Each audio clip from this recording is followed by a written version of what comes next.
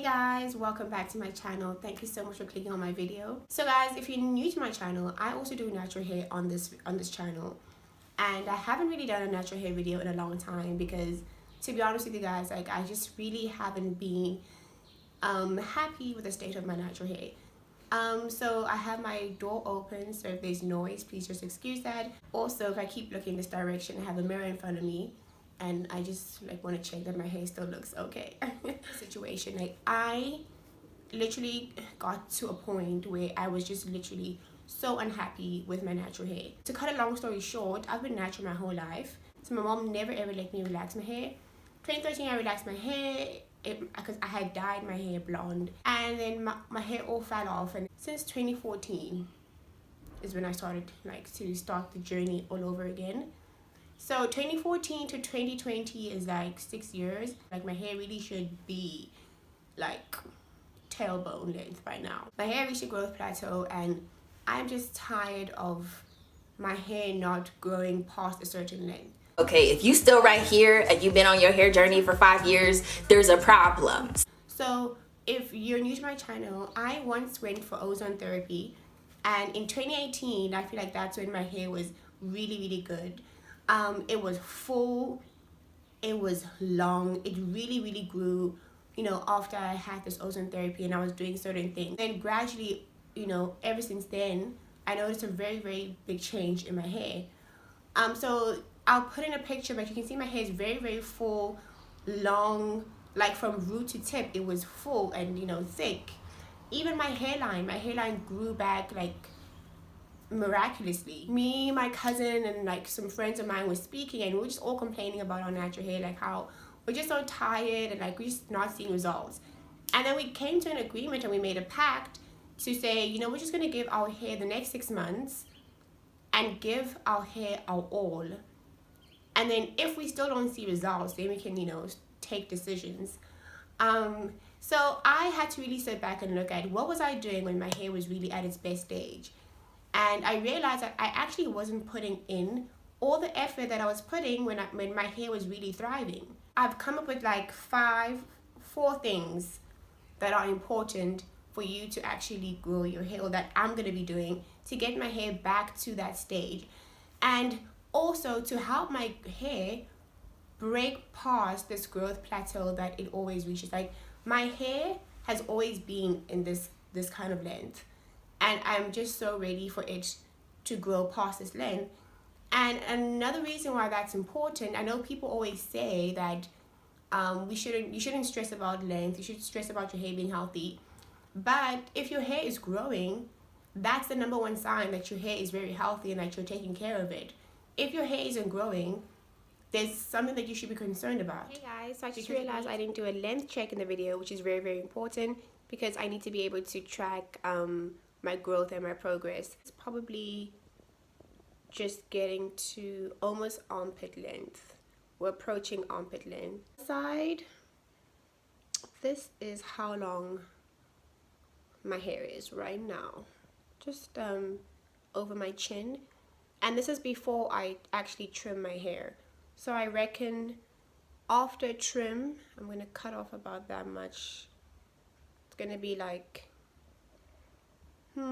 just past shoulder length, and then in the front these straggly ends are gonna go. It's important to do a length check to track your progress. And yeah, so this is what I'm gonna do. So I sat back and I realized, like, you know, I actually was not taking care of my hair. Like I wasn't doing my treatments. Like there was a time I would always do my treatments, and I have a couple of videos of that on my channel. I stopped doing my treatments, I stopped doing my rice water, I stopped moisturizing my hair. Like sometimes when I would wash my hair, I'll just leave my hair in plaits and leave it dry for like 2 weeks, which is, oh my gosh, how could I have done that? How? That is literally natural hair suicide. You know, just wearing wigs all the time, not caring about my hairline, like just doing whatever I wanted to do with my hair. And then I wondered, like, now I can't be surprised why my hair's not growing, you know? So let me just dive into the things that I'm going to be doing to actually start to put in effort to save my hair and actually get my hair to where I want it to be. So the first thing, guys, that you really have to understand is with natural hair, it takes time, effort, and patience. Sometimes when I try to tell people like the stuff that I do, they'll be like, you are, I can't do all of that. But that's the truth. Like natural hair takes a lot of time and effort. Like when you're doing your wash day, it can literally be like, my wash day is not even a day. My wash day is like 3 days. The sneak up and flay sneak, guys. Like this is serious business. And then also patience, and with patience comes reasonable expectations. So what's reasonable to expect for your own hair type? I think we really need to get out of a culture of comparing our hair to our faves that we see on YouTube. I know I was really caught up in that. Like I would see fusion of cultures and be like, oh my god, her hair is amazing. What's that other lady, the one that started melanin? You know, be like, oh my god, why is my hair not like that? And it's like, I really also had to now try to look for people that had my kind of hair texture. So, you know, I just had to come to terms with, you know, my hair type is fine, thin, and this is just how my hair, I don't have a lot of hair on my head. Like now, my hair is really kind of weird because when it's open, it kind of looks puffy, but actually when you hold it, it's really, really thin. Like I don't have, the density on my hair is really low. So you need to take time to actually find out what is your hair type.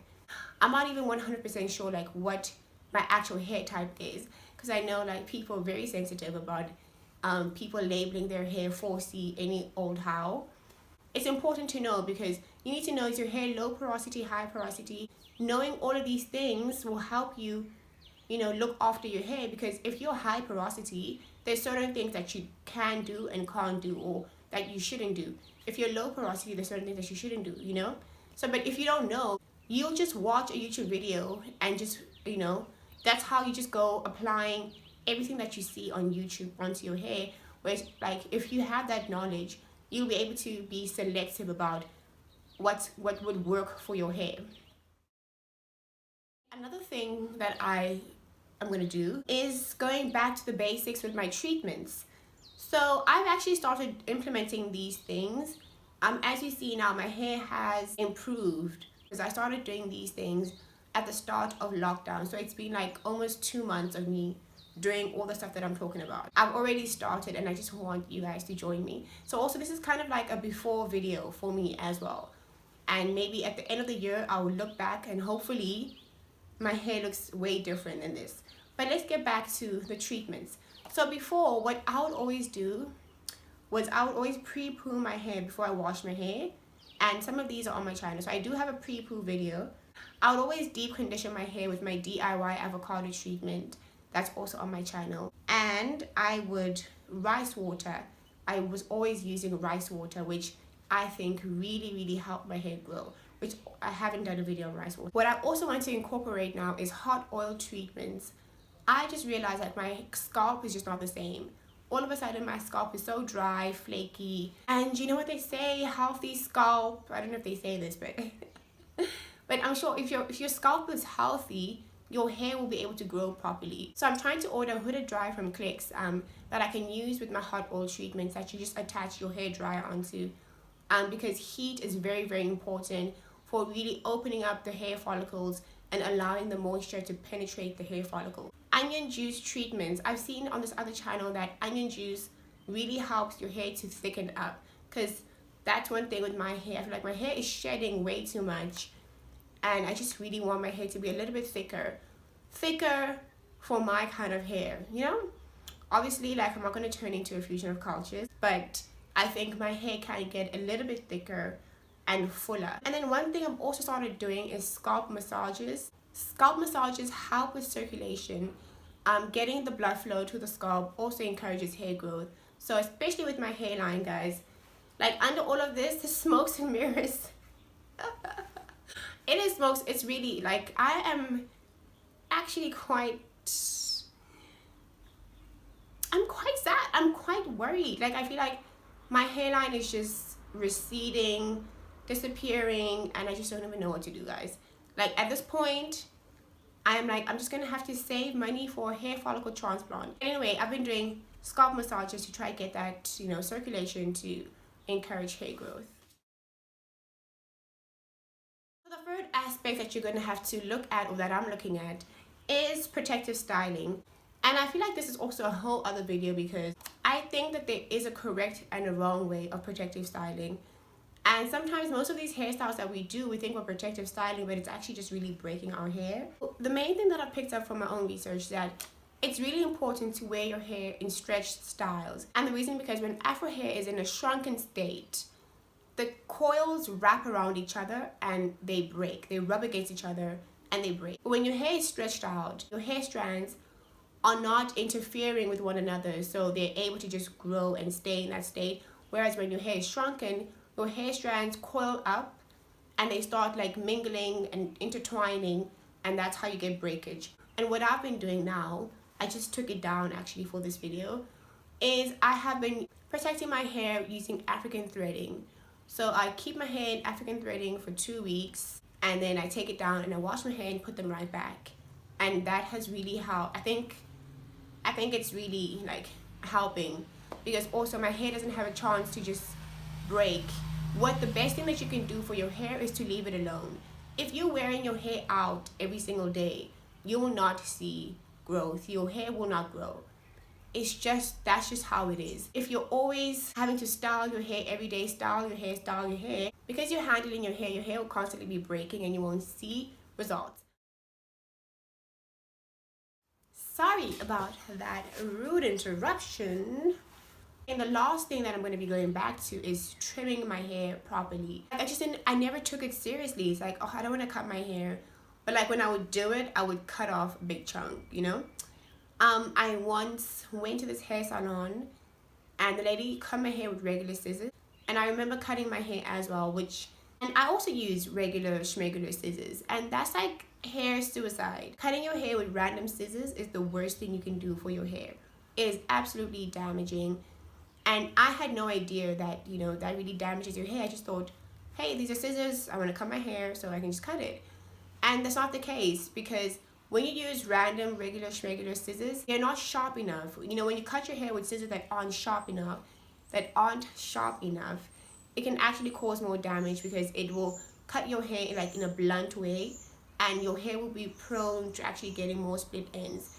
So it's really important that you cut your hair with hair shears. I've actually taken the decision to invest in proper hair shears. Now it's lockdown and I really am in a desperate need of a trim.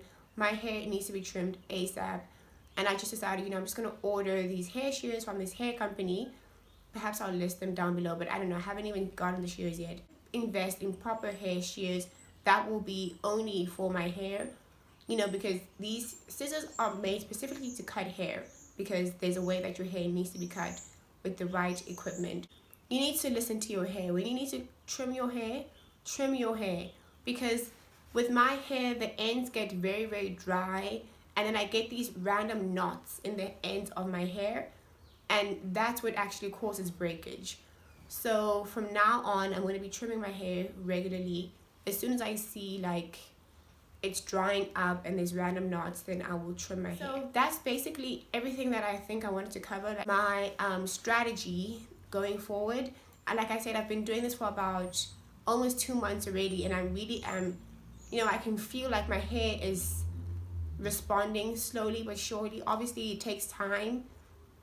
Don't expect your hair to do miracles. You really do have to take time to sow in the effort. So in time, so in effort, in patience. And I encourage you to join me on this journey of really just salvaging our natural hair and getting our hair to where we want it to be healthy, whole. And let me know about your what do you think of this video? Let me know about your natural hair journey. Where are you in your natural hair journey?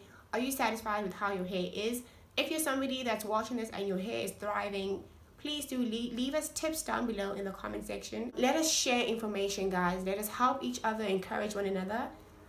Thank you so much for watching, guys, and I'll see you in my next video.